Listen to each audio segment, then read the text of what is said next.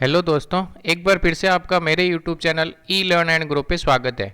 आज अपन बात करते हैं राजस्थान कास्ट सर्टिफिकेट ओबीसी के लिए कैसे आप अपना ओबीसी सर्टिफिकेट घर बैठे ही बना सकते हैं। उसके बारे में मैंने एक वीडियो बना रखा है, पूरा स्टेप बाय स्टेप अंत तक वीडियो देखें और अपना ओबीसी सर्टिफिकेट बनाएं। इसमें मैंने कवर किया है आप अपना ई मित्र आईडी कैसे पंजीकृत कर सकते हैं, उसके बाद ओबीसी फॉर्म कैसे फिलअप कर सकते हैं और ओबीसी फॉर्म फिलअप करने के बाद इसका वेरिफिकेशन देख सकते हैं कि कब कितने टाइम में इसका वेरिफिकेशन हुआ है। तो चलो वीडियो शुरू करते हैं। वीडियो शुरू करने से पहले मेरे चैनल को सब्सक्राइब करना ना भूलें प्लीज़। अगर आपको मेरा वीडियो अच्छा लगे तो मेरे चैनल को सब्सक्राइब करें, वीडियो को लाइक करें एंड शेयर करें और हाँ, बेल आइकन पे क्लिक करना ना भूलें ताकि आपको नए नोटिफिकेशन मिल सकें और आप इसी तरह अपडेट रहें। सबसे पहले आपको क्या करना है, गूगल में सर्च करना है एसएसओ लॉगिन। सर्च करने के बाद ये आपके पास पेज ओपन होता है। यहाँ पे आपको क्लिक करना है Rajasthan single sign in on पे। जैसे ही क्लिक करते हो आप इसके लॉगिन के पेज में एंटर हो जाते हो। यहाँ पे आपको डिजिटल एसएसओ आईडी चाहिए, पासवर्ड चाहिए और ये जो कैप्चा है ये आपको यहाँ पे एंटर करना है। अगर आपके पास एसएसओ आईडी नहीं है तो आप मेरे प्लेलिस्ट में जाके देख सकते हैं कैसे आप एसएसओ आईडी बना सकते हैं, ई केवाईसी कर सकते हैं और ओटीआर कर सकते हैं। ये मैंने एक वीडियो बना रखा है। चलो लॉगिन करते हैं। लॉगिन के लिए आप अपनी एसएसओ आईडी यहाँ पे एंटर करें और उसके पासवर्ड यहाँ एंटर करें और ये जो कैप्चा है ये कैप्चा आपको यहाँ पे एंटर करना है और आपको लॉगिन कर देना है। लॉगिन करने के बाद आप इसके लॉगिन के पेज में एंटर हो जाते हो। यहाँ पे ई मित्र दिख रहा है, अगर ये शो नहीं हो रहा है तो आप एप्लीकेशंस में जाएं और वहाँ पे ई मित्र सर्च करें। सर्च करने के बाद यहाँ पे आपको क्लिक करना है। क्लिक करने के बाद आप ई मित्र के पेज में एंटर हो जाते हो। यहाँ पे आपको क्या करना है, सबसे पहले अपनी लैंग्वेज चेंज करनी है, हिंदी लैंग्वेज सेलेक्ट करनी है। जैसे ही हिंदी लैंग्वेज सेलेक्ट करते हो आपके पास ये हिंदी में आ जाता है। यहाँ पे आपको क्या करना है, प्रमाण पत्र सेवाओं में क्लिक करना है। ये जो लिखा हुआ है प्रमाण पत्र सेवाएं, यहाँ पे आपको क्लिक करना है। क्लिक करने के बाद यहाँ पे फ्री सर्च सेवा में क्लिक करना है। यहाँ पे आपको सर्च करना है। सर्च के लिए आपको लिखना है कास्ट सर्टिफिकेट ओबीसी। जैसे मैंने लिखा है कास्ट तो ये ऑटोमेटिक आ जाता है। Applications for caste certificate OBC for state, SC ST का भी बना सकते हैं, जनरल का भी बना सकते हैं, ओबीसी सेंटर का भी बना सकते हैं, एसएससी माइग्रेटेड भी बना सकते हैं, मीन्स सेंट्रल का भी बना सकते हैं। तो ये सारे आप जो भी आपको रिक्वायरमेंट है वो आप सर्टिफिकेट यहाँ से अप्लाई कर सकते हैं। सिंपल सा प्रोसेस है। आज अपन बात करते हैं ओबीसी फॉर स्टेट के लिए। तो आपको यहाँ पे क्लिक करना है applications for caste certificate OBC for state, यहाँ पे आपको क्लिक करना है। क्लिक करने के बाद अब आपके पास ये पेज ओपन हो जाता है। यहाँ पे आपको अपनी जन आधार आईडी एंटर करनी। एंटर करने के बाद आगे बढ़े पे क्लिक करना है। जैसे ही आगे बढ़े पे क्लिक करते हो यहाँ पे आपको अपना सेलेक्ट करना है verification method Jan Aadhaar based. तो यहाँ पे आपको क्या करना है, शो फैमिली मेंबर, जिसका जो भी फैमिली मेंबर है उसका अगर ओबीसी सर्टिफिकेट बनाना है तो आपको यहाँ से पहले उस फैमिली मेंबर को सेलेक्ट करना पड़ेगा। शो फैमिली मेंबर पे क्लिक करना है। क्लिक करने के बाद आपके जन आधार कार्ड में जो भी फैमिली मेंबर्स है वो यहाँ पे शो हो जाते हैं। जैसे मेरे हैं तो मेरे ये सारे फैमिली मेंबर्स शो हो गए। मेरे को जिसका बनाना है उसके लिए मैं यहाँ पे क्लिक कर दूंगा। जैसे मेरे को मेरा बनाना है तो यहाँ पे क्लिक कर दिया। क्लिक करने के बाद वेरीफाई एंड फैच डिटेल पे क्लिक कर दिया। क्लिक करने के बाद मेरे पास एक मोबाइल पे ओटीपी आती है। ये ओटीपी जिसके जन आधार कार्ड में मोबाइल लिंक है उनके मोबाइल पे जाती है। यहाँ पे आपको ओटीपी एंटर करनी है और आपको ओके कर देना है। ओके करने के बाद ये आपका डेटा रिफ्रेश हो जाता है सक्सेसफुली जन आधार से और आपको ओके कर देना है। ओके कर देने के बाद अब यहाँ पे आपकी प्रोफाइल आ जाती है। आपको यहाँ से स्क्रॉल बटन से नीचे आना है। नीचे आने के बाद ये आपकी मूलभूत जानकारी है, जनरल जानकारी है। यहाँ पे आपका नाम हिंदी में, डेट ऑफ बर्थ, ये जन आधार कार्ड सर ले लेता ऑटोमेटिक, आपका gender, mobile number, Jan Aadhaar ID, श्रेणी आपको सेलेक्ट करनी है, वैवाहिक स्थिति आपको सेलेक्ट करनी है। यहाँ पे आपको अपने राशन कार्ड नंबर एंटर करना है, पैन नंबर हो तो एंटर कर देना है। यहाँ पे आपको अपने voter ID card number enter करना है और बिजली के नंबर एंटर करना है और उसके बाद आपको स्क्रॉल बटन से नीचे आ जाना है।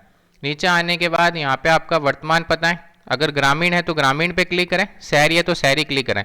ये मेरा ऑटोमेटिक ले लेता है क्योंकि जो आपका जन आधार कार्ड में उसमें जो एड्रेस लिखा हुआ है वो एड्रेस यहाँ से ऑटोमेटिक फैच कर लेता है। अगर नहीं करता है तो आप इसको एंटर करके फिलअप कर सकते हैं। जैसे शहरी है तो शहरी का वर्तमान पता अंग्रेजी में, हिंदी में, ये दोनों आपको फिलअप करना है।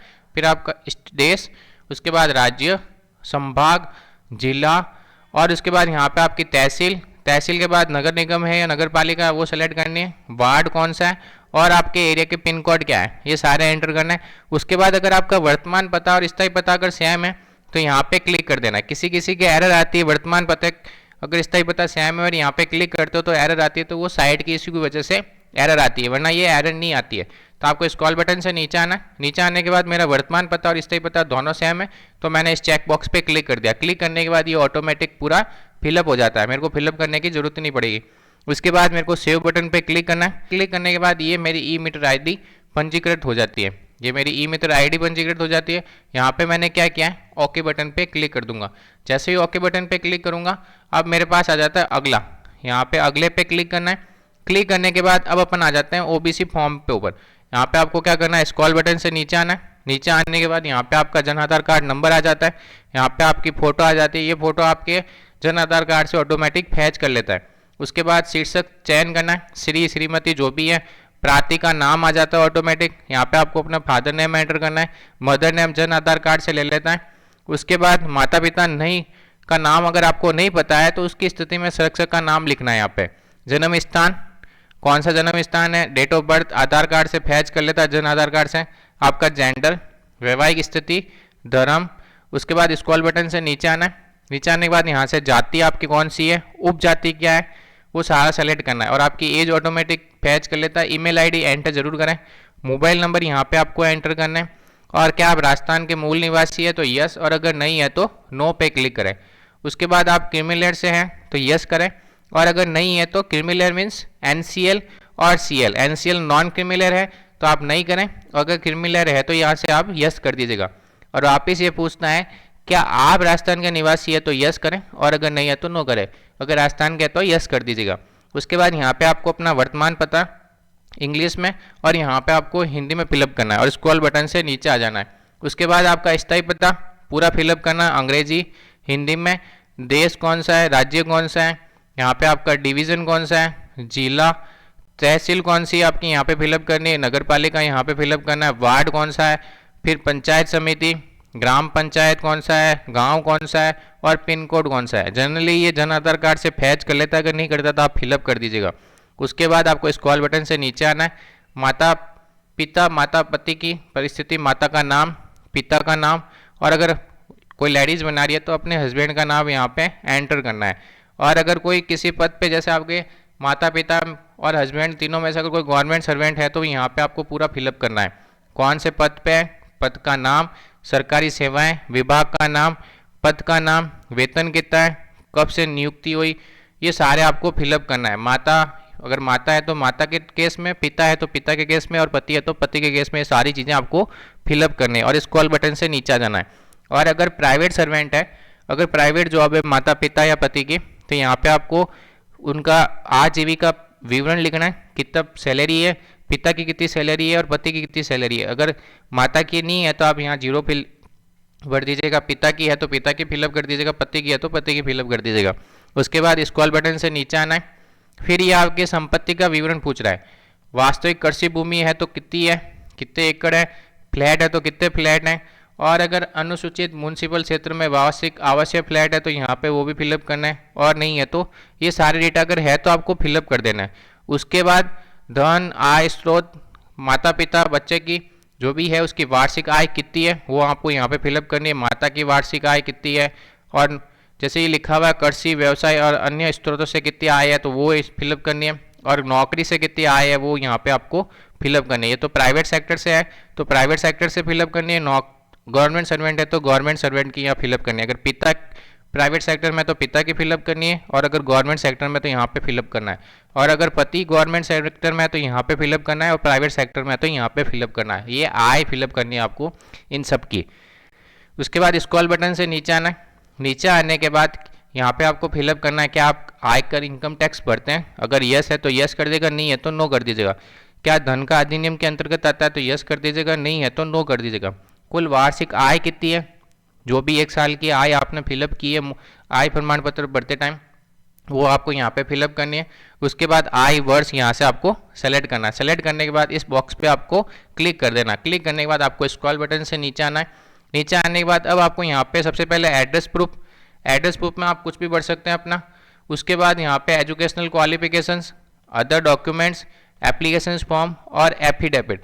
जैसे एड्रेस प्रूफ है तो मैंने अपना मूल निवास प्रमाण पत्र एड्रेस प्रूफ में ऑनलाइन फैच कर लेता है, ये मेरा मूल निवास एड्रेस प्रूफ में, तो मैंने अपने 12 डिजिट ई मित्र ID यहाँ पे एंटर किए तो ये ऑनलाइन वेरीफाइड ऑटोमेटिक हो जाता है। उसके बाद एजुकेशनल क्वालिफिकेशंस, तो मैंने जो फॉर्म भरा है, जो फॉर्म की पीडीएफ बनाई है ओबीसी सर्टिफिकेट में आपको क्या क्या डॉक्यूमेंट्स चाहिए वो उसके लिए मैंने एक वीडियो बना रखा है। वो सारे डॉक्यूमेंट्स मैंने एक साथ ही यहाँ पे अपलोड कर दिए। जैसे यहाँ पे एजुकेशंस में भी एक फॉर्म पूरा अपलोड कर दिया है, अदर डॉक्यूमेंट्स है वो भी पूरे एक बार अपलोड कर दिए यहाँ पे, एप्लीकेशन फॉर्म तो ऑटोमेटिक यहाँ पे अपलोड कर दिया है, और एफिडेविट है नोडल ऑफिसर का। तो ये सारे एक ही फॉर्म है, एक ही फॉर्म में आपको एक पीडीएफ बनानी है। कैसे आप पीडीएफ बना सकते हैं वो भी मैंने वीडियो बना रखा है। तो ये सारे डॉक्यूमेंट्स आपको एक बनाना है, एक बनाने के बाद सारे एक बार ही अपलोड करना है। उसके बाद आपको क्या करना है, यहाँ पे देखो रेवेन्यू डिपार्टमेंट आ जाता है, एप्लीकेशन फॉर्म ये सारे आ जाते हैं। आपको क्या करना है, गंतव्य कार्यालय पे क्लिक करना है। जैसे ही क्लिक करते हो यहाँ पे आपको सेव पे क्लिक करना है। सेव पे क्लिक करने के बाद ये पूछता है कि क्या आपने ये फॉर्म भरा है वो सारा सही है क्या। अगर सही है तो आप ओके बटन पे क्लिक कर दें। क्लिक करने के बाद ये आपका फॉर्म सक्सेसफुली सेव हो जाता है। आपको ओके बटन पे क्लिक करना है। क्लिक करने के बाद आपको भुगतान के लिए बिल जोड़ा है, तो यहाँ पे आपको क्लिक करना है। क्लिक करने के बाद यहाँ पे आपका ये ओबीसी फॉर स्टेट के लिए आ जाता है, कितना पेमेंट करना है, उपभोक्ता का नाम क्या है, किसके नाम से बनाना है, विभाग के शुल्क कितना है और कियोस्क शुल्क कितना है, ये 40 रुपये लगते हैं इसके लिए, अन्य कोई शुल्क है नहीं, कुल शुल्क है वो भी 40 रुपये लगता है। तो इसको बनाने के लिए आपको केवल 40 रुपये देने पड़ते हैं। और ये जब बन जाता है तो आप ई मित्र से जाके 20 या 25 रुपये में जो भी चार्ज लगता है वहाँ से जाकर आप इसका प्रिंट ले सकते हैं। उसके बाद आपको भुगतान पे क्लिक करना है। क्लिक करने के बाद यहाँ पे आपकी ईमेल आईडी आ जाती है। जारी रखें, अगर चेंज करना है तो आप रीसेट कर सकते हैं। तो जारी रखें पे क्लिक करें। क्लिक करने के बाद ये मेरा पेमेंट का ऑप्शन आ जाता है। यहाँ पे क्यूआर पेमेंट सेलेक्ट करूँगा, सेलेक्ट ऑप्शन पे क्लिक करूँगा और फोन पे यहाँ पे क्लिक कर दूंगा। फोन पे क्लिक करने के बाद पे नाउ पे क्लिक करूँगा। पे नाउ पे क्लिक करने के बाद ये मेरा पेमेंट हो जाता है। पेमेंट हो जाने के बाद ये मेरे सारी रिसिप्ट आ जाती है। रिसिप्ट में यहाँ पे अमाउंट आ जाता है, पेड हो गया, ऑनलाइन ट्रांजैक्शन नंबर आ जाती है, ये आपके मोबाइल पे भी मैसेज आता है और आप इसका प्रिंट भी ले सकते हैं। अब मेरे को क्या करना है, इसकी डिटेल्स देखनी है कि मेरा फॉर्म कहाँ तक पहुँचा है। तो आपको क्या करना है, service work flow for applications पे यहाँ पे आपको क्लिक करना है। क्लिक करने के बाद यहाँ पे आपको डेट एंटर करनी है। जैसे मार्च चल रहा है तो 1 मार्च फिलअप करें और लास्ट डेट आज की एंटर करें। उसके बाद यहाँ पे आपको अपना रेवेन्यू डिपार्टमेंट सेलेक्ट करना है और आपको यहाँ पे डेटा फैच पे क्लिक कर देना है। जैसे ही फैच पे क्लिक कर दो यहाँ पे आपका नाम आ जाता है, एप्लीकेशन फॉर्म आ जाता है, एप्लीकेशन सबमिटेड आ गया। उसके बाद आपको यहाँ पे इस बॉक्स पे क्लिक करना है। जैसे ही क्लिक करते हो यहाँ पे आपका एक्शन हिस्ट्री आ जाता है। लेवल 0 हुआ अभी तक, ये मैंने फॉर्म भर लिया है, फॉर्म का मेरा लेवल 0 अभी तक कंप्लीट हुआ है। उसके बाद जो भी इसमें वापस रिटर्न आएगा तो यहाँ पे लिखा हुआ आ जाएगा, तो यहाँ से आप इसको वापस चेक कर सकते हो। तो ये था आप घर बैठे कैसे अपना ओबीसी सर्टिफिकेट बना सकते हो, कास्ट सर्टिफिकेट, इसके बारे में पूरा वीडियो था। अगर आपको मेरा वीडियो अच्छा लगे तो प्लीज़ मेरे चैनल को सब्सक्राइब करना ना भूलें। मेरे चैनल का नाम है E learn and grow. Thank you for watching my video.